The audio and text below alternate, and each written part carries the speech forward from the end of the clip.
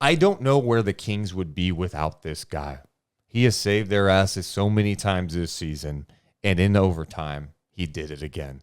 This guy had 28 points tonight. He had 12 points in the overtime session. He took over this game, and what a luxury it is when so much attention's on Fox. There's so much attention on Sabonis to have another guy that is not only capable of knocking down some shots, capable of creating, not scared of the moment, and who's an absolute certified dog. What did you think of Malik Monk's performance, especially in overtime? You just said it right there. I think sometimes we overlook or don't even have that perspective. Everyone's always looking for the big three. Who are the three? They want to identify something as three, and usually that means three starters, three superstars in this league. It doesn't necessarily have to be that, right? You look at someone like Malik Monk and what he's capable of doing, not only on this roster, but in the NBA. As an NBA player, he is absolutely phenomenal. And I think tonight what I love most was the energy that he provides, not only with this joy for the game that he carries with himself all throughout a game, but also through his actions and through his play. For example, when he goes baseline and dunks at home, angry, passionate, all the feels, all the vibes. I swear it's contagious. It bleeds out to everybody else. And I just love that he can bring that in a game like this that just felt way too close. He was fantastic. Finished with 28 points in 39 minutes of work, 10 of 19 shooting. He didn't knock down the three. He was 1 of 6, but he was 7 of 7 at the free throw line. He had 6 rebounds, 6 assists in the win. And after the game, we had a chance to talk to him on NBC Sports California. Malik, you took over in overtime. What is it about these moments? I think I've been saying it before, man. If you love the game of basketball, you want to be a competitor, and you want to play the game at a high level, overtime, fourth quarter, times like this is where you want to step up and show you can play. So I love moments like this. Malik, I don't know where this team would be without you this year. You've always played with confidence. Have you ever played with this much confidence? Always, man. Sometimes I wasn't playing as much, so you didn't see it as much. So I'm just thankful Mike gave me the opportunity. Monty called me here. Wes called me here. Vivek called me here, man. I'm just thankful they gave me this opportunity. You know, Kevin Huerter went down early in this one. You guys rallied. How did you deal with some of those emotions? We know we don't get no calls, man, so we just try to use that as motivation and come out there and just play way harder than the teams, man, because like I said, we ain't going to get no calls, and we've been knowing that, and that's just give us a little chip on our shoulder, so we just try to go out there and show them and prove them wrong. I got to ask you about Keon Ellis. He steps in when Huerter goes down. You hope Huerter's okay, obviously, but you have to get production. And Keon Ellis comes in, and man, is he closing games, making defensive plays. What has stood out to you about what he's brought to this team? He's just a professional, man. He's been waiting this moment. Got a good contract this year. Got signed to a contract, guaranteed contract, man. That's from him being a professional. He just come in to be solid with decision makers, like you said, defensive plays, and just everything, man. Knock open shots down. So yeah, man, he's just a great pro. Malik, thank you so much for joining us. So glad you guys pulled off this win. Go and join with your teammates. For sure. Thank you.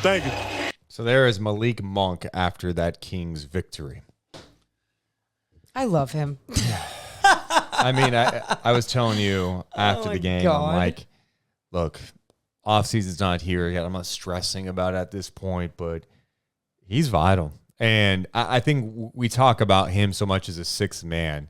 He could start on teams, though. And tonight, I mean, he's closing games for you. Tonight, late in the game, the ball was in his hands. And if it wasn't, it's because he was being denied. He got denied late, and then he makes the right play. He's been awesome. Sixth man of the year, duh, no shit. But it's the emotions he plays with, the fire. He's gotten better in every way. How has he gotten better in your mind He's this year? Someone that you can depend on. I mean, literally, you can rely on if De'Aaron Fox is either not going to have the best game or if a team is going to figure out how to slow him down, right? Like that's one of the scariest things because it seems like at times there's certain matchups where no one can slow down De'Aaron Fox. And when there is, you go, okay, well, who else you got? Obviously, you got Sabonis who can step up and be big, but even he can only do so much, especially against some other bigs in this league. But then when you have someone like Malik Monk who you can hand the ball, push up the floor, create something not only for himself, being a score first mentality, but then also being able to create and get the best wide open shot for others or put someone in the 2-man game like he did with Sabonis late, little pocket pass. God, he loves that thing. It's just, it's beautiful. It's not only just a fun way of watching basketball. I think that's what brings a lot of us to this connection with Malik Monk, but it's so productive and it leads to games like this ending up in a W. And I think he's done such a better job defensively this year, from contesting with verticality, playing physical, drawing charge. Yeah, it's just so much more engaged.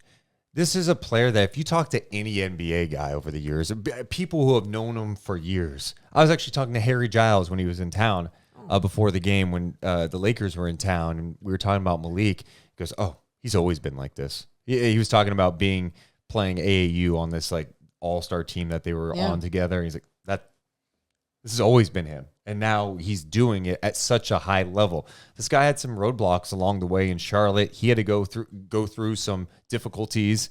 He got through it, and here he is playing the best basketball he's ever played. He's going to earn a big contract for it. And I hope it's in Sacramento because he is that important to this team. Yeah, I'm totally with you on that. And I don't even want to think about what this team could look like without him. But I think it's just important to really it's, you know how we try and take a step back and we go, wins are really hard in the NBA perspective. We're going to celebrate all wins in Sacramento. We've seen so much shit basketball over the years. You got to make sure you have that mindset. I think with someone like Malik Monk, it's take a step back and don't appreciate when he's gone. Appreciate now. Appreciate the hell out of this guy. And not just because he's fun to watch, but truly his style of basketball and the way that we have seen it take a leap and develop in just this last year under Mike Brown. It's some good shit.